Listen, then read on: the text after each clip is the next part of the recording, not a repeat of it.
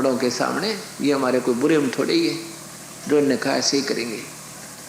तो पांचों पांडव राजा परीक्षित को राज गद्दी पर बैठा करके और साथ में द्रौपदी कुंती हिमालय में जा करके काफी वर्षों तक रहे, वहीं पर रह सके। वहाँ खाना था ना पीना था, साल रहे 6 महीने मेरे क्यों बड़े तगड़े शरीर हुआ करते, भूख प्यास को ज्यादा बर्दाश्त कर लिया करते थे, मर जाते हैं। युधिष्ठिर तो सह शरीर चला जाता है, उसका केवल पंजा पंजा गलता है और बाकियों का तो वहाँ सारा शरीर गल जाता है। फिर स्वर्ग में जाते हैं तो वहाँ चारों पांडवों को, द्रौपदी कुंती आदि को नरक में ठोक दिया जाता है। युधिष्ठिर अपने पिता धर्मराज के पास चला जाता है। ये पांचों पांडव कौन थे? ये तो यहाँ एक फिल्म बनाने आए थे, ये तो रोल करने आए थे यहाँ पे।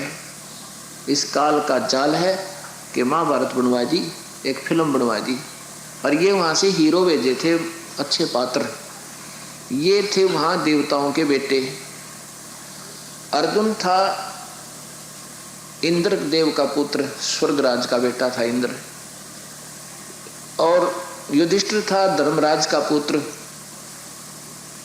और सहदेव, नकुल और सहदेव थे अश्वनी के बेटे। अब वो तो नरक में ठोक दिए चारों, कुंती भी और द्रौपदी भी। युधिष्ठिर जब अपने पिता के वहां पहुंचा तो उसने कहा कि आजा बेटा, तू मेरा पुत्र है। तो युधिष्ठिर कहता है मेरे भाई कहाँ गए, मैं तो उनसे मिलूंगा, उनके बिना मेरा दिल नहीं लग रहा। तो युधिष्ठिर, वो धर्मराज कहने लगा कि बेटा वो तेरे भाई नहीं है, वहां तो तुम एक फिल्म बनाने गए थे और वो पार्ट तो वो तुम्हारा पूरा हो लिया, तो मेरा बेटा है, तू यहाँ रहे। नहीं, अब रह गया सैकड़ों वर्ष के इकट्ठे, तो वह ममता उनके अंदर जोर की प्रबल होगी। कहता मैं अपने भाइयों को जरूर मिलूंगा। धर्मराज ने कहा वो तो नरक में ठोक रखे, उन्हें पाप गणे कर रखे हैं, वहाँ क्या करेगा तू अकेले, मैं तो उनके पास रहूंगा।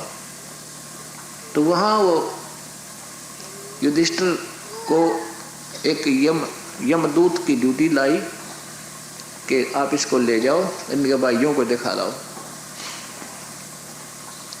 अब वो यमदूत और युधिष्ठिर जा रहे हैं नरक में।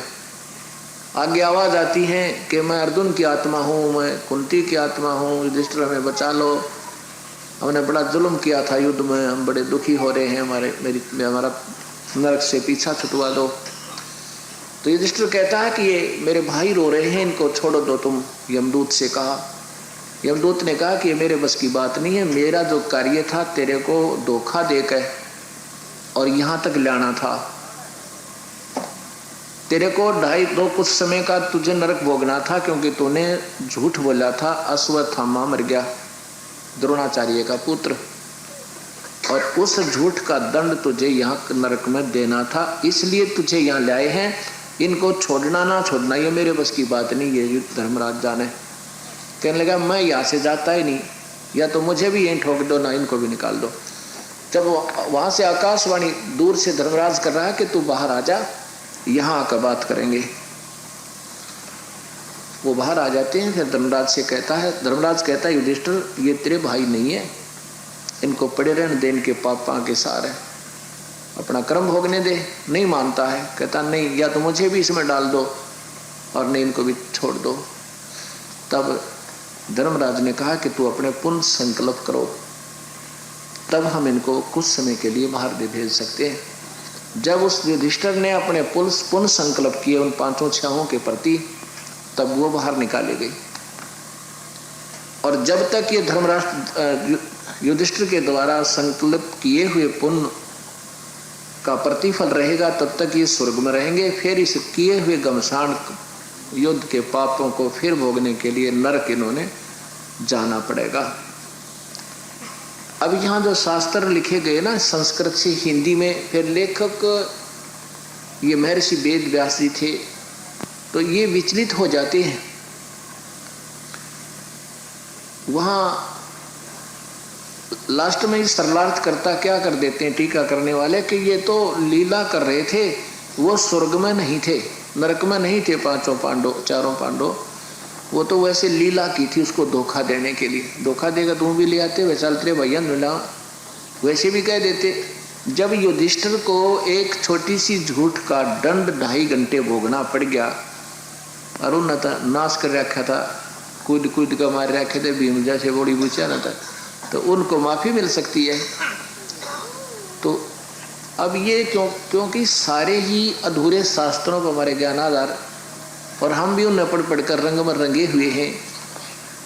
कबीर परमेश्वर की वाणी जो है ये सच समझना चाहिए। जब हम सत्संगी हो गए, अपने कबीर परमेश्वर पर आश्रित हो गए हैं, इन शास्त्रों को जहाँ तक ये सत्य है वो सत्य है, लेकिन इसमें जो इन्होंने स्वयं इसके अंदर मिलावट कर रखी है वो इनकी वाणी न्यारी पे छिड़ जाएगी, मेल नहीं खा सकती इनकी व्याख्या जो स्वयं की हुई है, चाहे वह संस्कृत में भी घुसोड़ रखी हो और चाहे हिंदी भी कर रखी हो। तो यहाँ अब ये सोचना होगा कि इन परमात्माओं की जिन्होंने स्वयं नहीं मालूम कि तुम्हें कौन तंग कर रहा है, किसके कारण तुम ये दुख पा रहे हो, उनकी पूजा हम कर रहे थे। और यही बताने के लिए कबीर साहब हमें ये मार्गदर्शन करते हैं कि तुम कौन राम का जपते जापम और तात कटे न तीनों तापम। बोल सतगुरुदेव सत साहिब। करूं विनती करूं धरूं चरण पर शीश, गुरु राम देवानंद जी महाराज ने दिया नाम बख्शीश। कोटि कोटि सजदा करूं कोटि कोटि प्रणाम, चरण कमल में राखियो मैं बांधी जाम गुलाम। अवगुण किए तो बहुत किए करत न मानी हार, बावे बंदा बख्श दियो बावे गर्दन तारे। कबीर अवगुण मेरे बाप जी बख्शो गरीब नवाजे, जो मैं पूत कपूत हूँ और पिता को लाजे।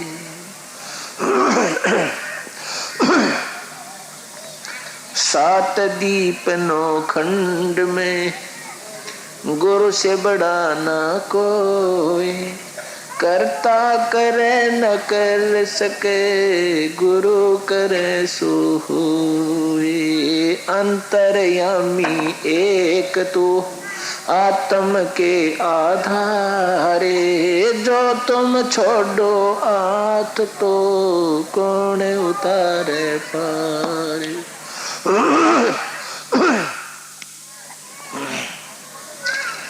पूर्ण ब्रह्म कृपा निदान सुन के सो करतर, गरीब दास मुझ दीन की रखियो बहुत संभारे। बंदे तो कर बंदगी जे चावे दीदारे, अवसर मानुष जन्म का वही मिलन बारंबार। ये मानुष जन्म दुर्लभ है मिले न बारंबार। जैसे तरवर से पत्ता टूट गिरे वो बोड़ न लगता डारे। कबीर पात जड़नता यूं कहे सुन भाई तरवर राय, अब के बिछुड़े नहीं मिले न जाने कहाँ गिरेंगे जाए। तरवर कहता पात से सुनो पात एक बात है, यहाँ की आहे रीति है एक आवे एक जाति।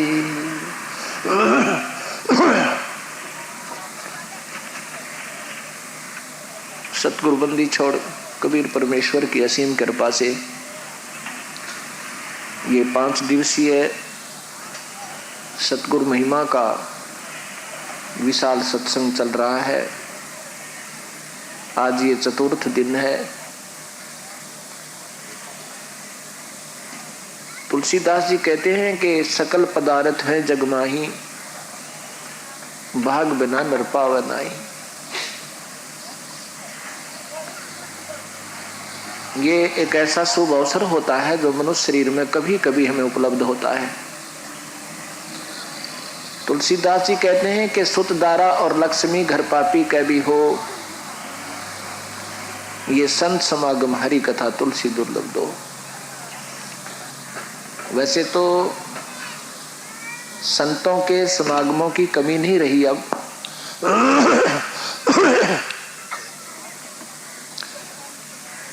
संतों के समागम कहीं ना कहीं होते ही रहते हैं। इसमें सतगुरु महाराज ये बताना चाहते हैं कि गुरु गुरु में भेद है, गुरु गुरु में भाव, और सोए गुरु सराइये दो, शब्द लखावे दाओ। संत संत में भी अंतर होता है, हरि कथा कथा में भी अंतर होता है। एक तो हरि कथा चलती है भगवान कृष्ण तक की, एक जगह हरि कथा चल रही है हनुमान तक की,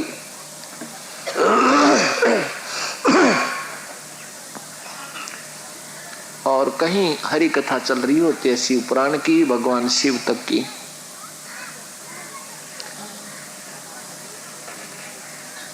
ये जो सत्य कथा पूर्ण परमेश्वर की, सत्य पुरुष की, सच्चे भगवान की, ये अति दुर्लभ है।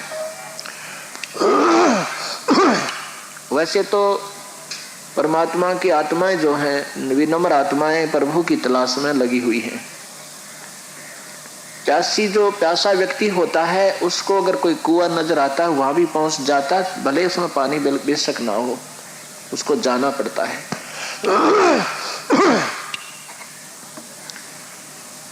फिर वहां भी जब जल नहीं मिलता है तो कहीं दूसरी तरफ देखता है, कोई तालाब दिखाई देता है, वहां भी कोशिश करता है।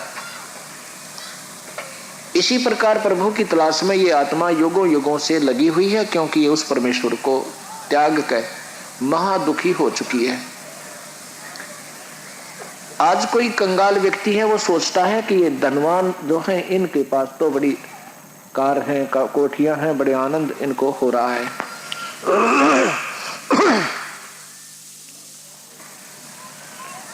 और पैसे वाले अब पैसे से भी तंग आ चुके हैं, भौतिक साधनों को प्राप्त करके भी वो दुखी हो लिए, क्योंकि वो आनंद है ही नहीं।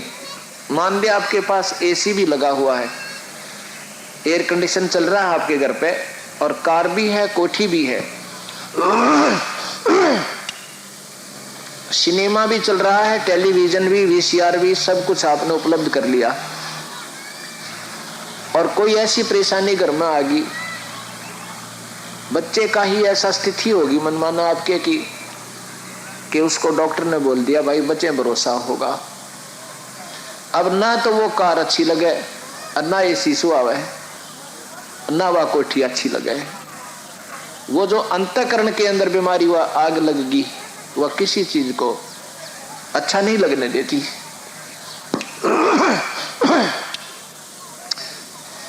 इंसान को आत्मिक शांति है तो फिर वो चाहे झोंपड़ी में टाइम पास कर ले और फिर परमात्मा का नाम हो, जो वहां उसको आनंद होगा, उन पैसे वालों को कभी नहीं हो सकता, सपने में भी नहीं हो सकता। परंतु हम इतने अनजान हैं, एक दूसरे को सुखी देख समझते हैं। सेठ समझता है कि राजा बहुत सुखी होगा, पैसे वाला ये सोचता है कि राजा को बहुत सुख है, उसके तो इशारे पे सब नाच रहे हैं। राजा को हम ही सुखी देख रहे हैं, पर उसके अंदर जो बेचारे में ना जाने कितनी समस्याएं घर की हुई होती हैं। ऐसे ही परमात्मा, पूर्ण परमात्मा की जब हमें भक्ति मिल जाती है, हमारी आत्मा संतुष्ट हो जाती है। फिर साथ में उस परमेश्वर की सत्य कथा से ये मन हमें परेशान नहीं करता। गीता जी में लिखा कि अर्जुन, ये जीवात्मा परमात्मा का अंश है, परमात्मा का अंश है, और ये मेरे द्वारा अर्थात मेरे मन, पांचों ज्ञान इंद्रियों और छठे मन के द्वारा इनको क्रश किया जाता है। कर्ष का मीन कति पीछा जा से बहुत परेशान किया जाता है नाना प्रकार से। इच्छाओं के कारण कोई ऐसी समस्या हो जाए पूरी ना होए, रात को नींद नहीं आवे। अब जब हमें सत्ज्ञान हो जाता है पर हम प्रभु इच्छा पर छोड़ देते हैं, मालिक जैसे रजा तेरी। गरीबदास जी कहते हैं भक्ति मुक्ति के दाता सतगुरु भटकत प्राणी फिरंदा, उस साहेब के हुक्म बिनानी तरवर पाथ लंदा। फिर हम यहाँ आकर के अपने मन को शांति कर लेते हैं, चाहे हमें कितना ही कष्ट क्यों ना महसूस हो रहा हो, हम ये सोचते हैं कि ये कष्ट भी उसी की रजा से है। उस साहेब के हुक्म बिना नहीं तरवर पाथ लंदा, यहाँ आकर फिर अपनी शांति मन पा लेता है। फिर कबीर साहब कहते हैं मन हो मनोरथ छोड़ दे, क्योंकि मन और आत्मा के विपरीत रास्ते हैं, इनके गुण भी नहीं मिलते। गधे और गऊ का जो एक जगह गलजोट कर दिया जाए, फिर उनका आहार अलग, उनका चलना और बैठना और उठना अलग, इस प्रकार आत्मा और मन का संयोग है। तो कबीर साहब कहते हैं मन ईव तो मनोरथ छोड़ दे, तेरी नहीं चलाई बा मालिक के चरणों में आगे। मनो मनोरथ छोड़ दे, तेरा किया ना हो, और जब पानी में गिर निकला तो लूखा खावा नहीं खो। बीरा तेरी कल्पना तो जाए कुछ हो ना, तो फिर कौन मेहनत करे, क्या कौन सोवा झोपड़ी में। ये तो अब जो होगा मेरी इच्छा से होगा, पहले जो हो रहा था वो काल की इच्छा से चल रहा था, क्योंकि हम काल की नकेल का बंदे, उसने नकेल हमारा लगाम डाल रखी थी। अब सतगुरु की उसने वो लगाम उसके हाथ में नहीं रही, हमारी लगाम हमारे भगवान के हाथ में आ गई। अब वो कष्ट भी होगा तो हमारे बहुत ही फायदे में होगा, यानी ज्यादा कष्ट को बहुत कम करेगा, क्योंकि ये वो भगवान है जो दुख दे ही नहीं सकता। आम के पेड़ के कांटे नहीं होते, छाया और फल ही होता, दूसरी चीज वहां नहीं होती। हम अपनी गफलत में, अपनी नादानी में अगर पेड़ के ऊपर से हाथ छोड़ देंगे तो पड़ के टांग तोड़ा लें, चाहे बात पैर तोड़वावे, हाथ तोड़वावे, सर फुड़वा लें, वो तो हमारी अपनी नेग्लिजेंसी होगी, हमारी लापरवाही होगी। या फिर कोई ज्यादा ही कष्ट हमारे ऊपर आना हो, वो प्रभु थोड़े में टालेगा। जैसे कल बताया था कि संत शरण में आनते आई टले बला, और जय मस्तक में सूली हो फिर वह कांटे में टल जा। ऐसा ही प्रभु के लक्षण और गुण यही हुआ करते हैं। परमात्मा अंधे को आंख दे, कोढ़ी को काया दे, बांझ को पुत्र दे, निर्धन को माया दे, राजा को रंक को राजा बना दे। ये ईश्वरीय गुण हुआ करते हैं और हम सुनते भी रहते थे, परंतु उस पूर्ण परमात्मा की हमें जानकारी नहीं थी जो ये सारे काम करा करता है। जैसे तीन लोक के भगवान ब्रह्मा विष्णु महेश हैं, ये भी हमें सुख दे सकते हैं, पर इनकी सीमित पावर है, वो केवल कर्म आधार है। कर्म आधार है बस उनको। जैसे कोई कर्मचारी किसी विभाग में कार्यरत है, उनका एक हेड ऑफ द डिपार्टमेंट बनाया जाता है, वो फिर उनको वेतन देता है उनके कर्म आधार पर। यदि कोई नेग्लिजेंसी करता है, ड्यूटी पर नहीं आता, एब्सेंट फ्रॉम ड्यूटी कर सकता है, उसकी पे काट सकता है। यदि वो विधिवत आता है तो उसको तनख्वाह वो अवश्य देगा, वो पूरी देगा, फिर नहीं काट सकता। इतनी पावर इन ब्रह्मा विष्णु महेश के पास है, लेकिन वो हेड ऑफ द डिपार्टमेंट वास्तव में उनका वो तनख्वाह देने वाला नहीं है, सैलरी देने वाला वो नहीं है, वो तो एक नौकर है, लेकिन है फिर भी हेड ऑफ उनका मुखिया है। ऐसे ही ये परमेश्वर कबीर साहब ही सबका पालन करता है। ये तीन लोक के विभागीय जो मंत्री ब्रह्मा विष्णु महेश हैं, ये हमारे यहाँ के मुखिया बना रखे। एक ब्रह्मांड के अंदर इनका ये प्रभुत्व है, और जो जैसे कर्म कर रहा है उसके आधार पर ये फल यही देते हैं। और ये बकवाद करेगा कोई तो उसको गढ़ भी सके, उसको राहत भी बंद कर सकते हैं। ऐसे नियम है मालिक के। पूर्ण परमात्मा सतपुरुष की जब हम शरणों में आ जाते हैं, फिर हमारे ऊपर ये कानून, इनके दबाव नहीं रहता। मुखिया तो ये होते हैं, लेकिन फिर वो हमारा संपर्क पूर्ण परमात्मा से हो जाने के बाद ये हमारे साथी होते हैं।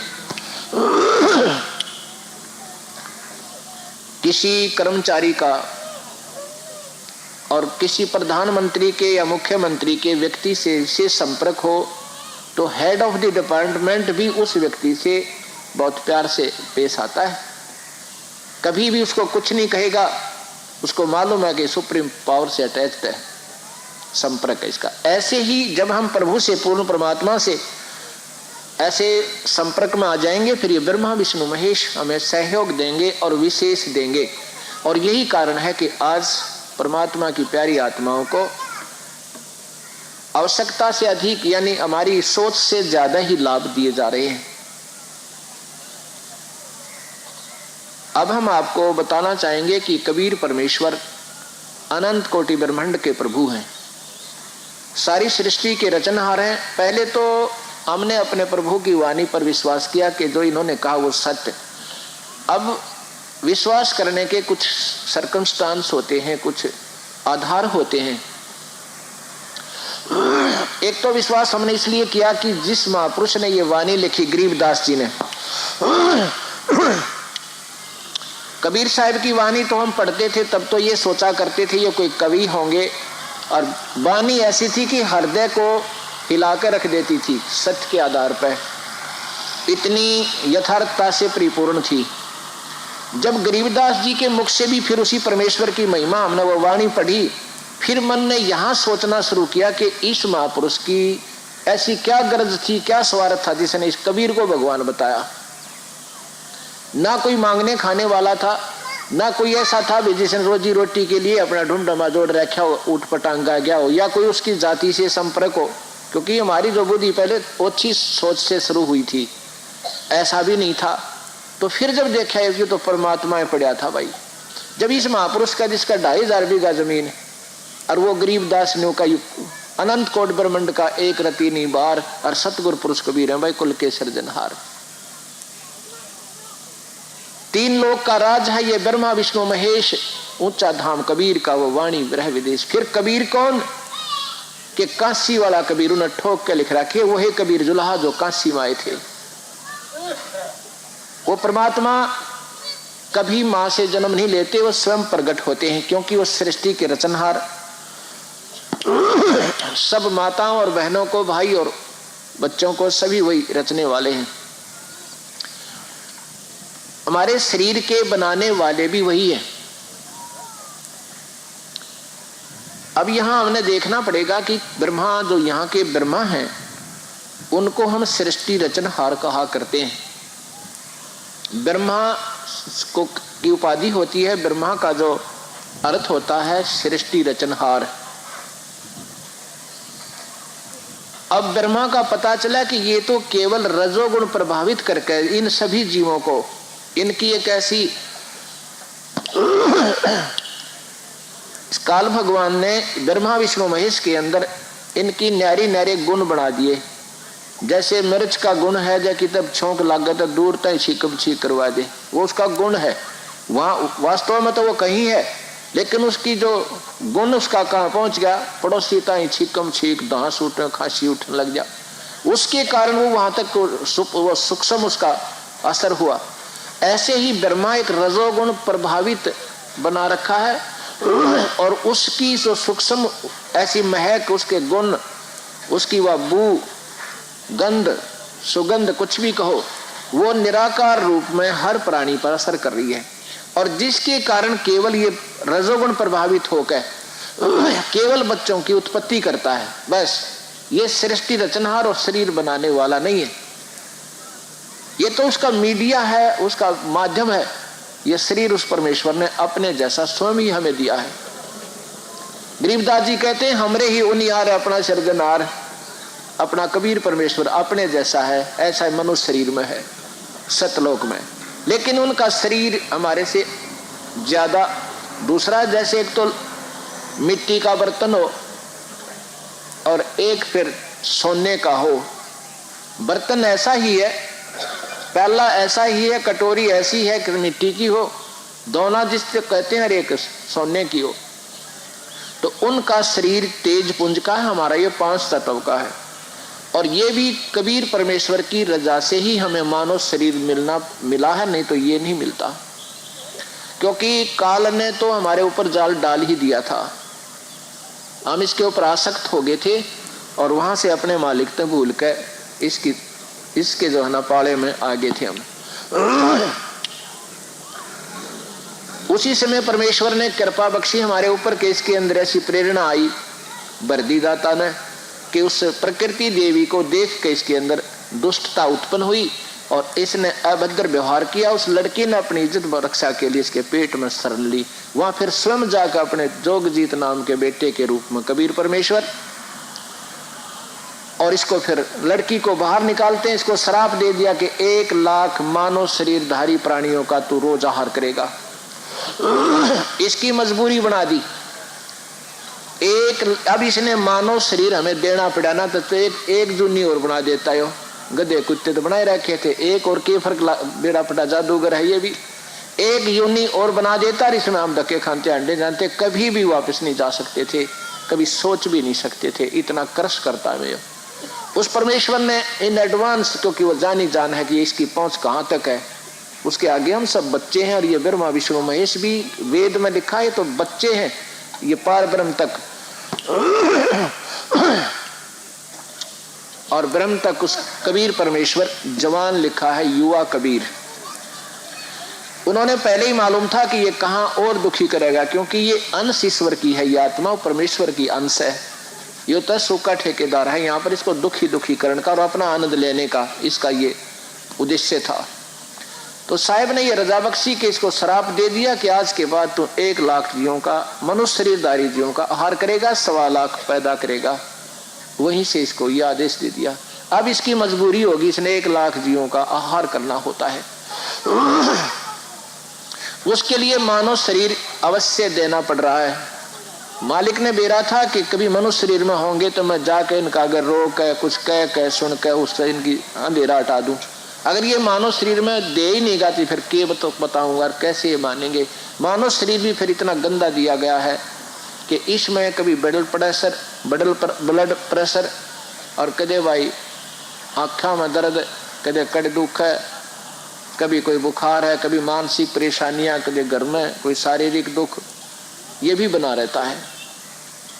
गरीबदास जी केशव जी के साथ जब वार्ता होती है, जब कहते हैं कि केशव तो नहीं जानता मेरे दर्द में, केशव कहता भगवान आप क्यों आए इसे बूढ़े लोक में, आप इनको स्वयं इनके परमार्थ के लिए, इनके भले के लिए इनको सतमार्ग बता रहे हैं और ये आपके पीछे पड़ रहे हैं। गरीबदास जी बता रहे हैं कि केशव क्या कहता है कि कबीर साहब कहते हैं केशव तय नहीं जानता, ये मेरे लाल हैं, ये मेरी आत्मा घूम रही है, इसका मुझे दर्द है जब इनको कितनी पीड़ा ये दे रहा है, इसने नशा कर रखा है सबका। ये माया का एक ऐसा नशा होता है, ये सोधी में नहीं है बेचारे, बिल्कुल भी नहीं। चाहे कोई राष्ट्रपति बन रहा है उसको सोधी नहीं है। जो सोधी जो चेतनता मालिक चाहते हैं वो नहीं बन पाती। इनका दोष नहीं बेचारा का, ये मार भी सकें मुझे, कूट भी सकें, कुछ भी कर सकते हैं क्योंकि ये नशे में है। और जब इनका नशा उतरेगा जब देखना ये क्यों कर रोया करेंगे, मेरे छाती का लायक के मेरे सीने से लग गए।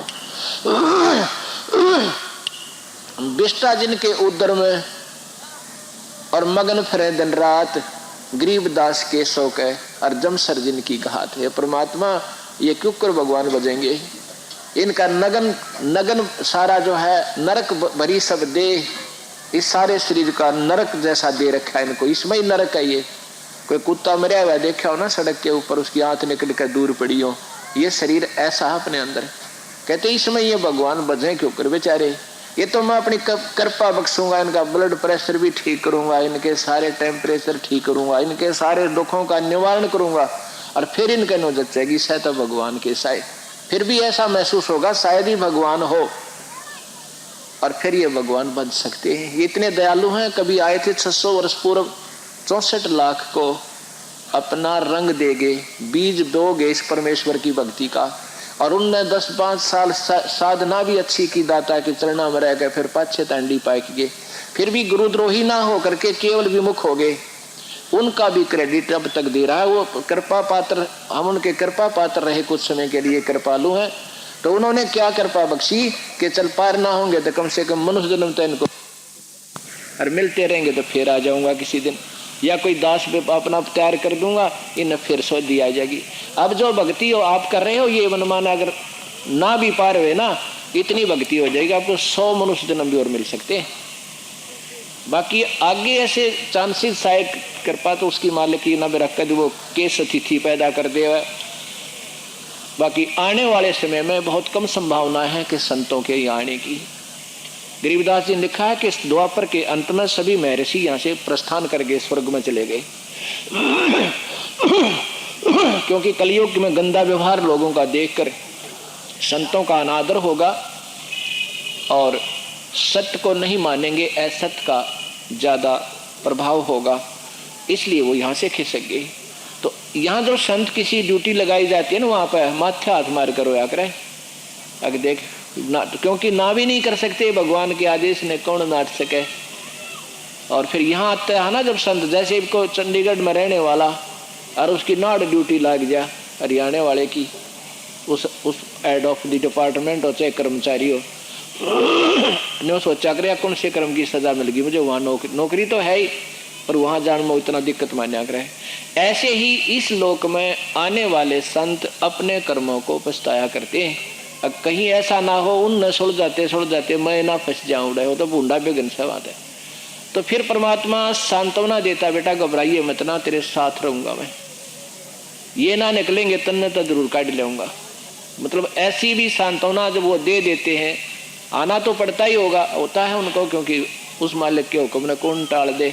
तो ऐसी स्थिति है कि हम इस बात को समझते नहीं, हम एक स्वाभाविक सी बातों लेते हैं। ये एक अनमोल जीवन है, अनमोल समय है, इसकी तुलना नहीं कर सकते जो आपके ऊपर रजा मालिक कर रहे हैं। घर जा का आपको मालिक ने कृपा बख्शी है, क्योंकि आप पिछले जन्म जन्मांतर के उनके हंस थे। गरीबदास जी कहते हैं, गोता मारू स्वर्ग में और जा बैठू पैताल, गरीबदास ढूंढत फिरू मेरे हीरे माणक लाल। मैं इन अपने अंसाने ढूंढता अंडो हूँ, कि पताल में भी होंगे वहां भी संभालूंगा, यहाँ भी जहाँ जहाँ किसी क्षेत्र में डाल रखे वो न लाऊंगा ढूंढ के। अरे ये इनके बस का कोई नहीं, नशा कर रखा है इनके। कबीर साहब कहते हैं, कबीर ये माया अटपटी सब घटा नड़ी, और किस किस ने समझाऊं या कुएं भांग पड़ी। इन काल के कुएं में भांग गे रखी पूरे किस ब्रह्मंड में इसने, तो बिना थोक बिना किसी मात्रा की, और जिसने जितनी पी रखी है उसका घिघी बंदरी सबकी, सब एक जैसा व्यवहार, एक जैसा बोलना, एक ही जैसे विचार पाँव से। फिर ये चेंज किए जाते हैं या माया का नशा तैर के। अब देखो आपका बोलना और बैठना, फिर आपकी अंदर हृदय में जो कसक ईश्वर की, यह दिन और रात का अंतर हो चुका है। अब वो परमेश्वर हमारे ऊपर ऐसी रजा क्यों करता है? क्योंकि वो दयालु गुण से युक्त है, और काल में दया नहीं है, ये दयालु नहीं है।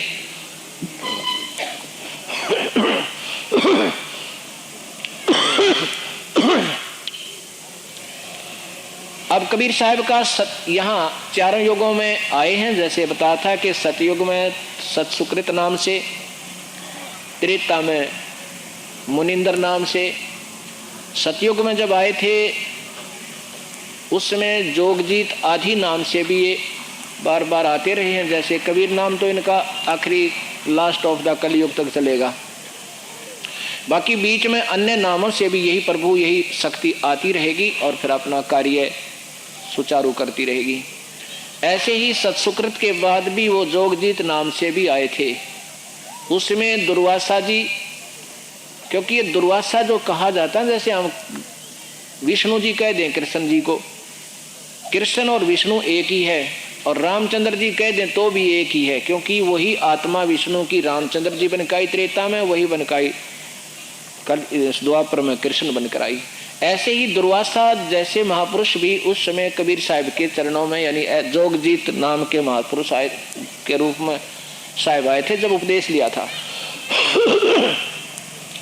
उस नाम का जो सतनाम का सिमरण है उसमें इतनी शक्ति आ जाती है, फिर ये जो है ना इतने योग्य नहीं होते कि वो सार नाम प्राप्त कर लें, क्योंकि ये स्वयं विद्वान होते हैं, वेदों के ज्ञाता होते हैं, और वेदों में ये होता है कि इससे ऊपर कोई भगवान नहीं है, जो हम रोज पढ़ते हैं यही ब्रह्म है, यही सब कुछ है।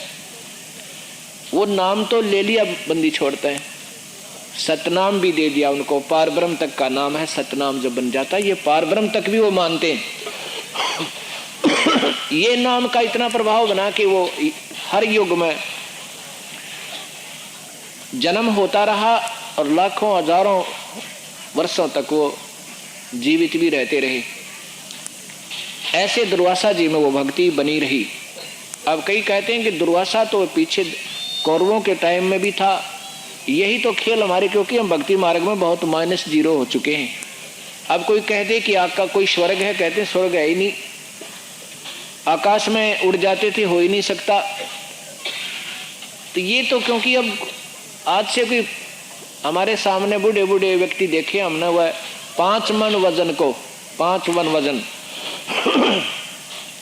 अर्थात 2 क्विंटल वजन को उठवा के किसी से सिर पर रख के, और जो पौड़ी होती ना सटेर के लकड़ी की सीढ़ियां पर का ऊपर चढ़ कर छत पे मिट्टी डाला करते थे, जिसको नए मकान की छत देते थे। 5 मन वजन को ऊपर चढ़ा देना।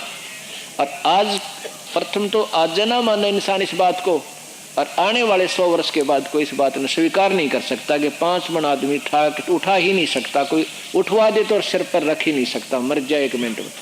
ऐसी हमारी कमजोर शरीर हो जाएंगे। ऐसी स्थिति थी उस समय।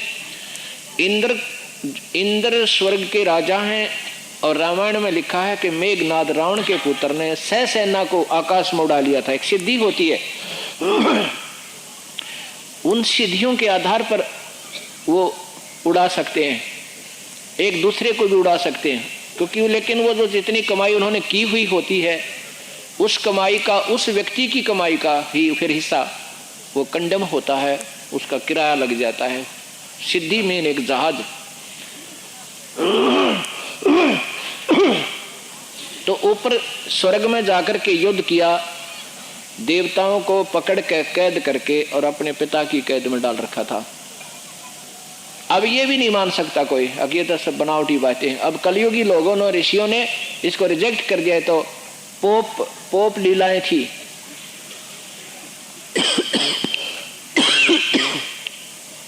ऐसा कभी नहीं हो सकता। महाभारत में अर्जुन को जब 1 वर्ष का अज्ञात समय निकालना था इन पांडवों ने, उस समय अर्जुन ने नाचना गाना सीखना था।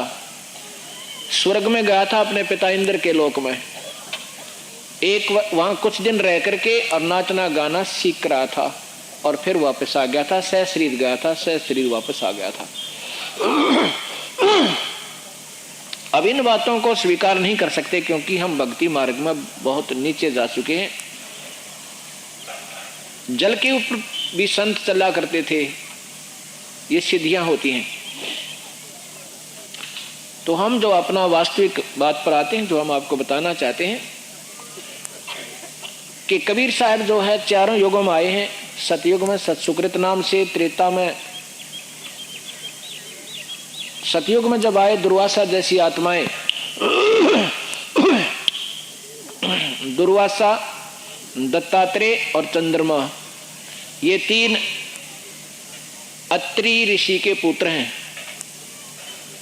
पुत्र थे, और इन तीनों ने ही कबीर परमेश्वर से उपदेश लिया था। दत्तात्रेय के 24 गुरु सुने हमने, लेकिन 25वें का ना बेरा, जिससे कल्याण हुआ था। वापस स्वर्ग तक जाने का भी टिकट यानी पासपोर्ट कबीर परमेश्वर ही बना पाए, और दूसरों से वो भी नहीं बन पाया था।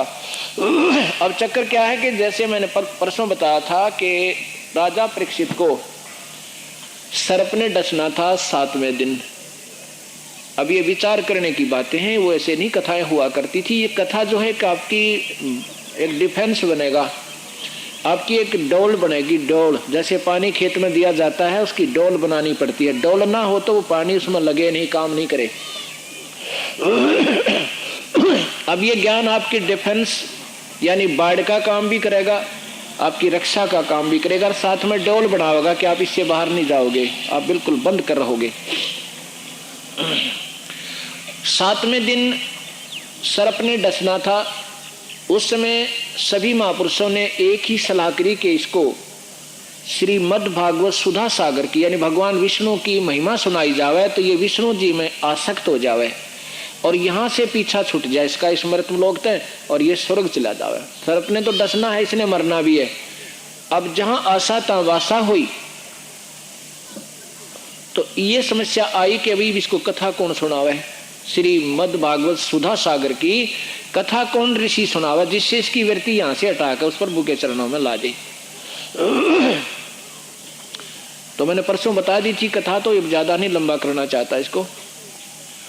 सुखदेव ऋषि बुलाया गया था, उसमें वेद व्यास जो कि सुधा सागर के लेखक भी हैं, उसकी हिम्मत नहीं पड़ी कि इस जीव के जीवन गेला में खिलवाड़ कर दूं अपने प्रभुता बनाने के लिए। तो उसको मालूम था कि मेरे बस की बात नहीं है कि इसके हृदय को यहां से हटा दूं, क्योंकि 7वें दिन रिजल्ट आ जाना था। उसमें और भी जितने महापुरुष उसमें विद्वान ब्राह्मण थे सब पीछे हट गए कि हमारे बस की बात नहीं, क्योंकि वो ब्राह्मण थे, वो पंडित थे। उनको मालूम था कि एक जीव के जीवन के लिए धोखा करना, अरे जुल्म, तो इससे बड़ा जुल्म कोई नहीं है। पीछे हट गए कि हमारे बस का नहीं है, हम नहीं कर सकते इस कार्य को। और जब ये समस्या ईब आ जाए ना, तो सारे उस तरह आगे खड़ा पावर, वो उस तरह आगे से नाश हो जाओ सारे का, पर अपनी प्रभुता अपने नंबर तुरंत बना लेंगे, क्योंकि ये ज्ञान नहीं रखते, ये केवल महिमा के भूखे हैं और जीव के दुश्मन पक्के हैं, क्योंकि सतमार्ग नहीं दे पा रहे। विमान में बैठकर स्वर्ग से सुखदेव आए थे, स्वर्ग से, और पांडवों की विशेष प्रार्थना से। अब विमान में बैठकर स्वर्ग से जो है ना सुखदेव ऋषि आए थे, फिर उन्होंने वो कथा सुनाई। अब क्या कथा से कहते हैं ना मुक्ति होगी, मुक्ति तो नहीं हुई, बाकी इतना हो गया कि सर्प ने भी डरा, उसकी डसा, उसकी मृत्यु भी हुई राजा परीक्षित की, लेकिन यहां से उसकी वृत्ति हटा दी। वो पुण्यकर्मी प्राणी थे, क्योंकि राजा लोग पहले धर्म बहुत किया करते थे, उन धर्मों के पुण्यों के आधार पर विधिवत करते थे, गुरु बनाते थे, तो उसके आधार पर उन्हें स्वर्ग जाना था, मृत्यु तो होनी थी। लेकिन यदि ये इस कथा ना सुनता, ये ढंग से कोई ऐसा संत ना मिलता जो उसकी वृत्ति हटा दे इस गंदे लोग तक, तो वो फिर स्वर्ग तो बाद में देखा, पहला गदाय बनका ले, वहीं पर आस्था उसकी बन जाती, वहीं पर तो वहीं आ जाता, क्योंकि वो आस्था वहां बन गई। प्रथम जहां आशा था वासा हुई, फिर उस गधे की जूनियन बोल के फिर कचे दोबारा फिर स्वर्ग में चला जाता। एक बार उस आशा के आधार पर उसने वहां आना पड़ता, ये ऐसा नियम है यहाँ का। इस प्रकार अब जो कलयुग का समय आ गया, इसमें गुरु गणे और शिष्यों की कमी, शिष्य थोड़े, और वो अधिकारी नहीं है उस परमेश्वर के बारे में इस जीव का कल्याण करने के। ये पक्के दुश्मन समझना, जिनको आदेश नहीं नाम देने का, जिनके पास सतनाम नहीं, सारनाम नहीं।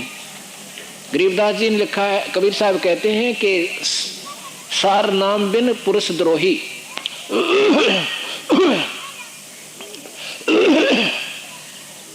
जो सारनाम देने का अधिकारी नहीं है और सारनाम जिसके पास नहीं है, वो इस जीव का भी और परमेश्वर का पक्का दुश्मन है, द्रोही है।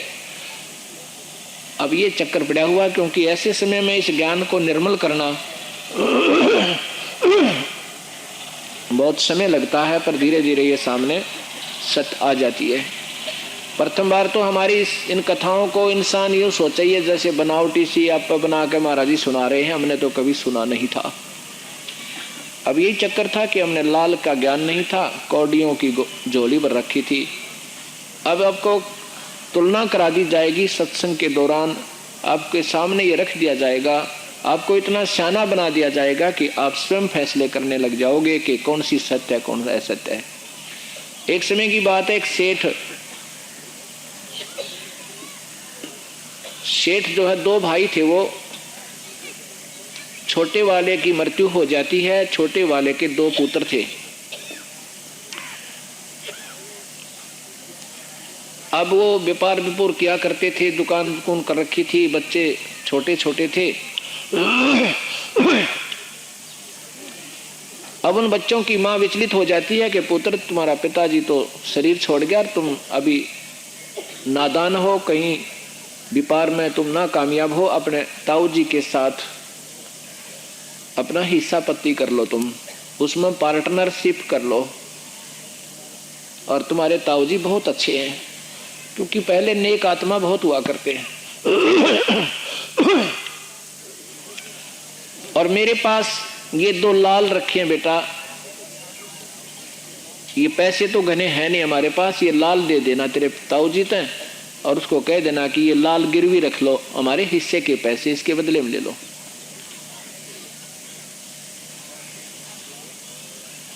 और फिर ये लाल अपने छुटवा लेंगे जब हमारा हिस्सा अच्छा हो जाएगा। दोनों बच्चे जाते हैं अपने ताऊजी से प्रार्थना करते हैं, ताऊजी हमारे पास पैसे तो है नहीं, मेरी माँ ने ये लाल दिए हैं, इन लालों को गिरवी रख लो और हमारा हिस्सा आपके साथ कर लो। वो कहता ठीक है बेटा, आप तो मुझे अपना पिता ही समझना बेटा। पर उसने देखे ना वह दोनों खोल कर लाल गिठड़ी में उस कपड़े में था, कहने लगी बेटा ऐसे कर, इनको तो वापस दिया तेरी माँ ने, ये तो बहुत कीमती हैं, और पैसे की कोई बात नहीं, मेरा उधार चला है वहाँ से ले आया करेंगे, और फिर आके ना आके पैसे इसको गिरवी रख देंगे किसी के यहाँ पर, और फिर पैसे दे देंगे। विदेश का काम है, कोई इसने लालों को हो सकता है कोई निकालने को ना ले, यानी उनको टाल मटोल करके वापस भेज दिया। बच्चों ने जाके अपनी माँ से दे दिया कि माँ इनको चौकस रख ले, हम वापस आएंगे ना तब इनको ले लेंगे, पिताजी ने ऐसे ऐसे कहा है, और बिल्कुल खुश होकर कहा कि बेटा मेरे साथ रहो जब तक तुम सियाने ना हो जाते।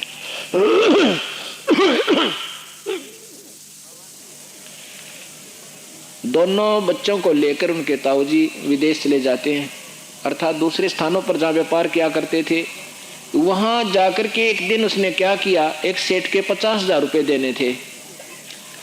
एक लालड़ी होती है, लाल से के जैसी होती है पर बहुत उसकी फर्क होता है, उसकी चमक वमक भी, उसकी कीमत में बहुत अंतर होता है। लाल 9 करोड़ का है तो वह मेरे ख्याल में 900 रुपये की होगी, इतना अंतर होता है।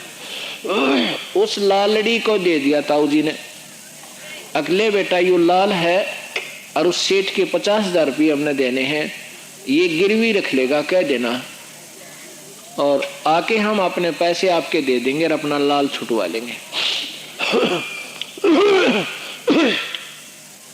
अब वो दोनों बच्चे गए, सेठ को कहने लगे सेठ जी हमारे ताऊजी ने ऐसे ऐसी ये लाल भेजा है और कहा कि मेरे पास अब पैसे कम है, फिर अपने गिरवी रख ले, पैसे दे जाएंगे, लाल ले जाएंगे। अब सेठ ने बुलाया जौहरी, जौहरी ने आकर देखा कि ये तो लाल नहीं है, ये तो 900 रुपये के भी कोना। तो सेठ ने न्यू मारा पग इतनी दूर फेंक के डाल दिया और कहा बेवकूफ तुम तो भाई घने सयाने हो गए, धोखा देने आए हो क्या मुझे, हैं? ऐसा तेरे ताऊजी दिखा तो ना करते, या जो के चाड़ा पाट दिया उसने, मैं पाया ठगन में। अब वो बच्चे सहम गए, भाई या तो बात बिल्कुल ठीक है, ताऊजी तो ऐसी गलती कभी कर ही नहीं सकते, वो तो बहुत नेक आत्मा है। या बात कहने लगे सेठ जी हमारे ताऊ गिल धोखा हो गया होगा, अगर ये लाल नहीं है ना तो उनके साथ कोई धोखा हुआ है, ऐसे नहीं हमारे ताऊजी, अगर मैंने सब बेरा है, पैसे के ऊपर आदमी ना बेरा कौन जाति दे दे। वो लेकर उस लालड़ी को वापस आ गए अपने ताऊजी से, अपना मायूस से होकर खड़े हैं, ताऊजी ने बेरा ही था। क्या बात होगी बेटा, क्या बात से, किसी ने कुछ कह दिया।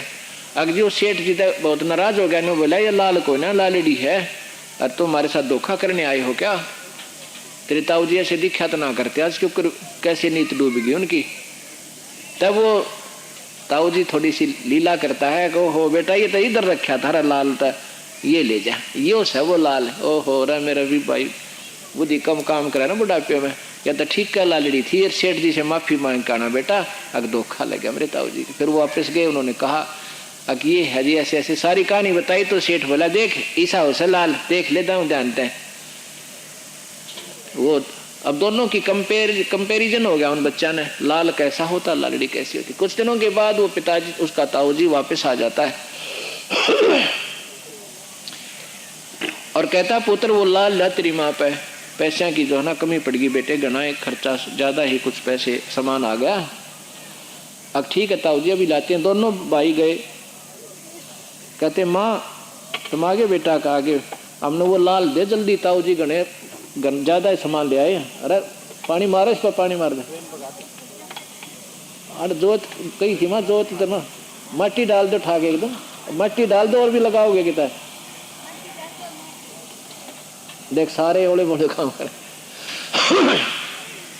जोत है कि यहाँ पर इसकी है, जोत से लगी है, फिर ध्यान तो लगा। मैंने कल भी कहा था जोत को एक तरफ रखो।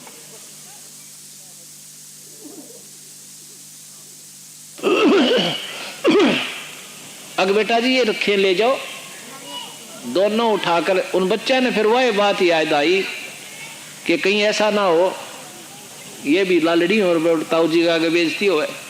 उन बच्चों ने स्वयं देखा वो लाल नहीं थे, वो लालड़ी थी जो सेठ ने वापस करी थी।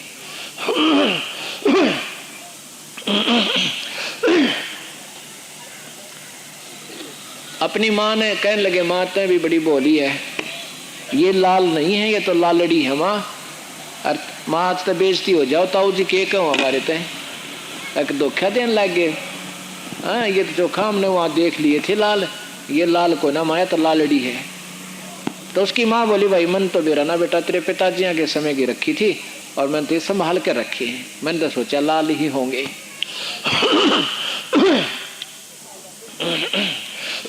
अब वापस आ जाते हैं, ताऊ जी को तो ज्ञान था क्योंकि उसने तो वापस की थी। वो वापस आ जाते हैं और बहुत ही मतलब मायूस होकर के चेहरा उतरा हुआ आके खड़े हो जाते हैं।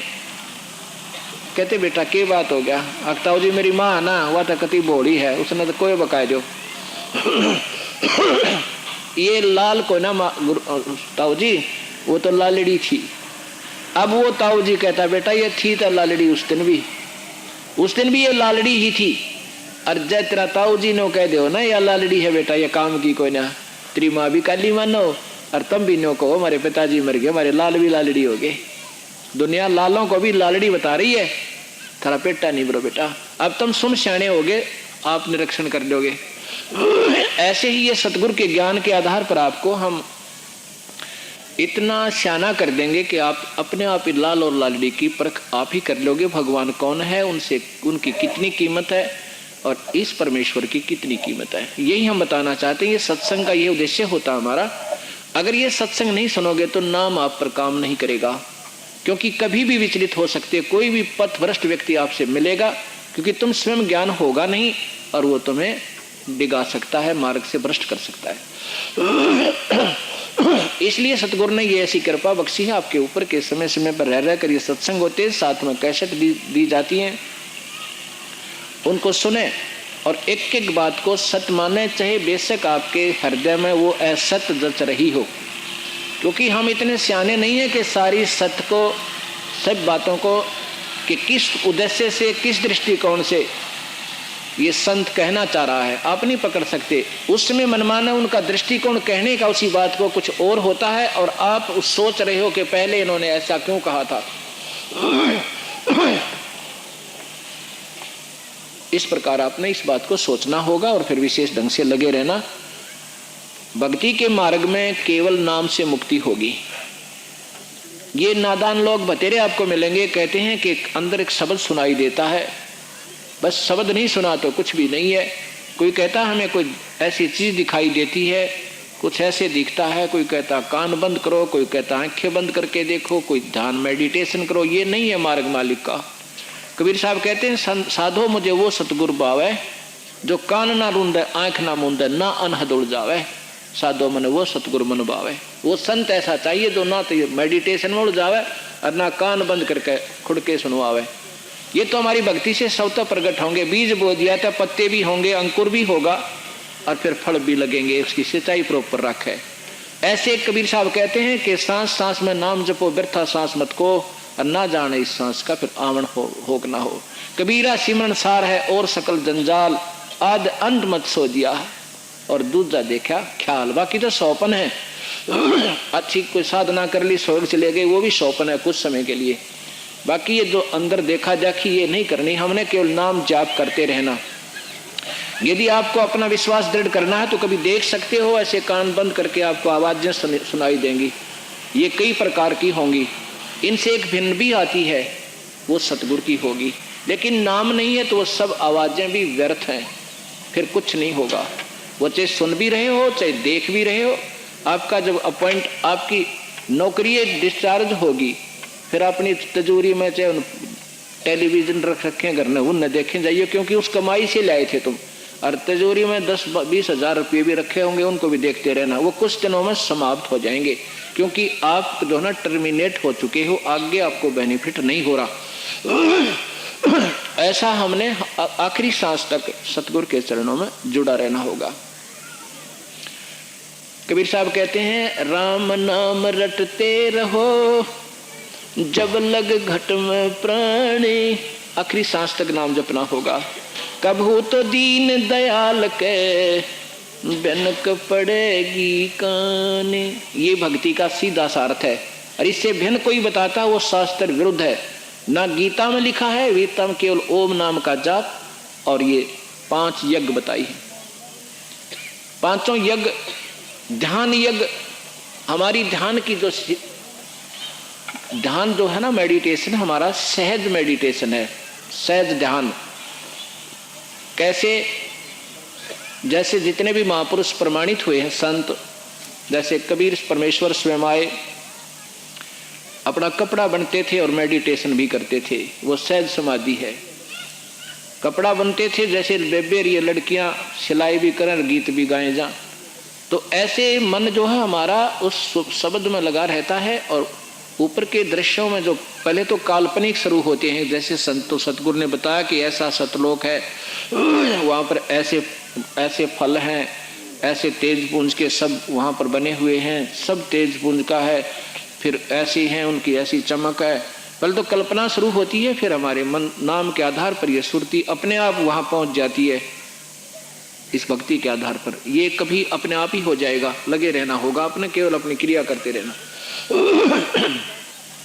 उसको सहज समाधि कहते हैं। गरीबदास जी ग्रंथ साहिब लिखवा रहे हैं वाणी को, और कह रहे हैं ये बातें यहाँ की नहीं है। 80 अरब कोष समाध मार्ग से बातें कहूँ, 80 अरब कोष, इतनी दूर की चीजों को देख रहा हूँ और यहाँ लिखवा रहा हूँ, ये यहाँ की मत समझना। सामने बोल भी रहे हैं और मेडिटेशन भी कर रहे हैं। This is known as the meditation of the sant. Kabir परमेश्वर की ये मेडिटेशन है, इसको सहज समाधि कहते हैं। ये हमारा सहज समाधि है। ऐसे ही जैसे रविदास जी थे, अपने जूते भी बनाया करते थे और नाम जपया करते थे। कहीं उनका ध्यान करने का विशेष तिथि नहीं देखी होगी चित्र में। गरीबदास जी हलवाया करते थे और ध्यान लगाया करते थे। कहते हैं जैसे हाड़ी बीज धुन पंथी से बतलावे और उसमें खंड पड़े नहीं, ऐसे ध्यान लगावे। ये हमारा ध्यान है। स्कूटर पर चल पड़े, मोटरसाइकिल पर जा रहे हो, अपना भजन करते जाओ, इतना आनंद आओगा ना, पता भी नहीं लगा सफर कितना तय कर दिया। बस में बैठ गए, गाड़ी में बैठ गए, किसी प्रकार भी। तो ये हमारा सिमरन और ध्यान रहेगा सतगुरु के चरणों में, और धीरे धीरे अपनी हमारी समाधि प्रफुल्लित हो जाएगी। अब कबीर साहब के बारे में चल रहा था कि सतयुग में सतगुरु 3, सतयुग के अंदर सतसुकृत नाम से, फिर अन्य भी नामों से आते रहते हैं, उसके बारे में हमने बता दिया था। और त्रेता में मुनिंदर नाम से आए थे, जब नल नील नाम के 2 भक्तात्मा कबीर परमेश्वर के सीधे शिष्य थे।